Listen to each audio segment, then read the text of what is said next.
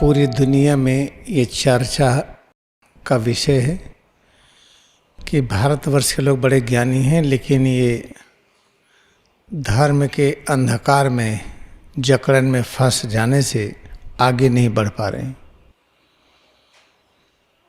जिससे आपको पता है ना कि ये प्रचार हुआ है कि जब कौवा जिस खाने को जूठा करेगा, फिर जो पितर हैं, जो हमारे पूर्वज हैं, तभी उसको ग्रहण करेंगे।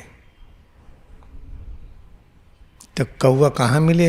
हर जगह मिल नहीं रहे हैं, लोग इंतजार करें, आते ही नहीं। तो कुछ लोगों ने कौवा पाल रखा है, तो एक कौवा लेकर के गए और लोग ला करके अपने आप वो ला रहे हैं प्रसाद जो पितरों को चढ़ाना है। उसमें कौवा का सिर पकड़ के चोंच डालते हैं और 50 रुपए लेते हैं। इसका वीडियो वायरल हो रहा है, पूरी दुनिया में इसका वीडियो जा रहा है, वायरल हो रहा है। तब आप सोचिए, पूरी दुनिया में इसका वीडियो वायरल हो रहा है, तो बदनामी भारतवर्ष की है कि नहीं? अब कौवा उसको जूठा करेगा तो हमारे पूर्वज खाएंगे, तो इसका मतलब हम सबको कौवा का जूठा खाना चाहिए। अगर हमारे खाने से हमारा उद्धार नहीं है तो पूर्वजों का उद्धार कैसे होगा? हम इसी में जकड़ गए हैं। पिंडदान में, जनेऊ में, जनेऊ पहन लेंगे। जनेऊ क्या है? तागा है जो डालते हैं। वो तागा काट दीजिए, कट गया। वो जनेऊ को पहनने से न तो ब्लड प्रेशर, न डायबिटीज, न गठिया, न बीमारी, न पारिवारिक एकता और न सबके प्रति प्रेम, कुछ नहीं बढ़ता है। सोमवार को पूरब न जाइए, बृहस्पतिवार को दक्षिण न जाइए, ऐसे तरह तरह के अलग अलग दिन में इस दिशा में न जाइए। कोई खाली बाल्टी वाला आ गया तो अपशकुन हो गया, फिर उस समय यात्रा रोक दीजिए। बिल्ली रास्ता काट दी तो यात्रा रोक दीजिए। तो एक कहानी बनाए कि पहले बिल्ली बहुत बड़ी होती थी, जब एक बिल्ली चलती थी सब झुंड में चलते थे, तो उस समय नियम बनाया गया, अभी भी लगा दिया गया। ऐसे कहानियाँ बताते रहते हैं सब, न जाने क्या क्या कहानियाँ बना करके सबको भय से ग्रसित करके कि अगर गाय की पूंछ पकड़ के पूजा नहीं करेंगे तो शरीर छोड़ने के बाद जब हम नरक में जाएंगे, क्रोकोडाइल वहाँ पर खाएगा, मगरमच्छ खाएगा, तरह तरह की दुर्दशा होगी, राक्षस लोग मारेंगे, पीटेंगे।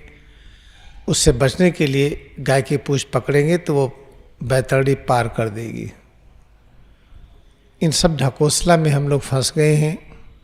चूँकि वही रोटी दाल का धंधा हो गया है, तो हमारी सरकार को चाहिए, गवर्नमेंट को चाहिए कि रोटी दाल का इंतजाम वो सबके लिए करें। तो कैसे करेंगे? 2 गांव के बीच में ITI सेंटर खोल दें, हर आदमी काम करने लगे, अपना घर स्वयं बनाने लगे, अपना पंखा स्वयं ठीक करे, अपनी साइकिल स्वयं ठीक करे। ढेर सारे काम करने की क्षमता घर में सबको हो जाएगी। जब काम होगा तो राष्ट्र की समृद्धि बढ़ेगी।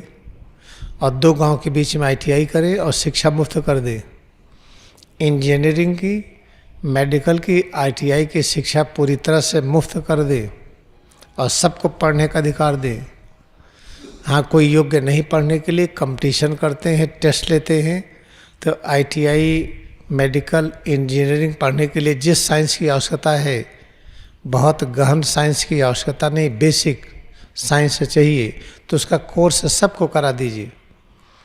उसका कोर्स कोई 2 साल में करेगा, कोई 1 साल में, कोई 6 महीने में ही, कोई 4 साल में। जब कोर्स कंप्लीट कर ले तो उसको स्वतंत्र कर दीजिए कि जो चाहे सब ITI करे, इंजीनियरिंग करें, मेडिकल करें। ये व्यवस्था लानी इस देश में। यहाँ हमारी सरकार गरीब बना दिया है, कोई काम न कर सके इस स्थिति में ला दिया है। कुछ बोल नहीं सकते आप, ऐसी स्थिति में आ गए हैं। स्वतंत्रता पूरी तरह से छिन गई है। जैसे कहा जाता है कि अंग्रेजों के समय में था कि आप स्वतंत्र होकर के जो चाहे वो नहीं बोल सकते थे, तो उस समय तो गांधी जी सब बोले। अगर अब गांधी जी की तरह कोई बोले तो उसको बहुत प्रताड़ित करेंगे। अंग्रेजों ने तो गांधी जी को प्रताड़ित नहीं किया, भारतीयों ने किया। अंग्रेज लोग जो प्रताड़ित किए उसकी जो मार थी, जो कष्ट था, कम था। भारतीयों ने ज़्यादा प्रताड़ित किया। उनको गोली से भारतीयों ने मारा, अंग्रेज और मुगल नहीं मारे। तब समय आ गया है कि हम हर प्रकार के अंधकार से मुक्त हों। अंधकार से मुक्त होने का तरीका है क्रिया योग ध्यान। इसका अभ्यास करते जाइए, अंधकार से मुक्त होते जाएंगे। सभी दुखों का कारण है नरक का जो कॉन्सेप्ट है, हेल का जो कॉन्सेप्ट है, कैसे प्रकट हुआ।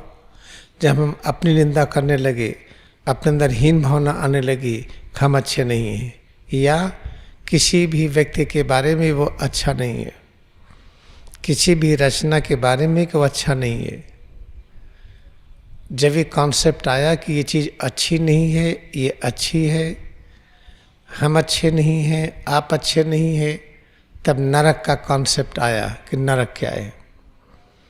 जब क्रिया योग ध्यान करिए तो सच की अनुभूति होती है। प्रत्येक रचनाएं, जो भी प्रत्येक रचनाएं हैं, इनका स्वरूप अनंत और असीम है। जितनी भी रचनाएं हैं, इनका स्वरूप अनंत और असीम है।